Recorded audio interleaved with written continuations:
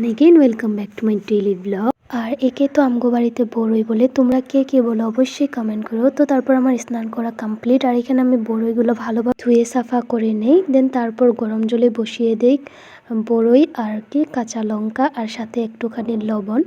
তো তারপর ঢাকনা দিয়ে ঢেকে দেই যাতে করে ভালোভাবে সিদ্ধ হয়ে যায়। তো সিদ্ধ হওয়ার পর এখানে দিয়ে দিই আমি গুড়। আর এই রেসিপি কিন্তু পুরোটা আমি বানিয়েছি। আর তোমরা চাইলে মশলা অ্যাড করতেও পারো, নাও করতে পারো। আমার যেহেতু এমনিতেই ভালো লাগে তাই আমি আর মশলা টশলা অ্যাড করিনি। আর এদিকে আমার বড়ই মাখা বা বড়ইয়ের আচার যে বললো রেডি। তো এবার রিভিউ নেওয়ার পালা।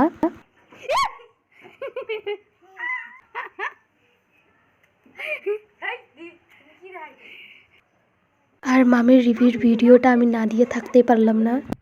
আর মামি আমাকে বারংবার বলেছে দিস না কিন্তু, দিস না কিন্তু।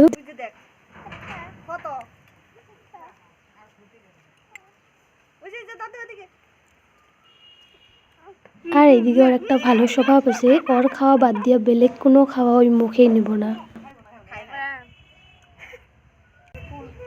তো তারপর এখানে আমাকে ঢংসং করা হয় ডান। তো তারপর আমরা করি লাঞ্চ। আর ওই দিন ছিল নিরামিষ, বিট ভাজি ছিল, আর ছিল বাঁধাকপি ভাজা, আর ছিল ডাল, আর ছিল একটুখানি মানে সকালের আলু ভর্তা, আর ছিল স্যালাড, আর ছিল বুনুর নিমন্ত্রণ।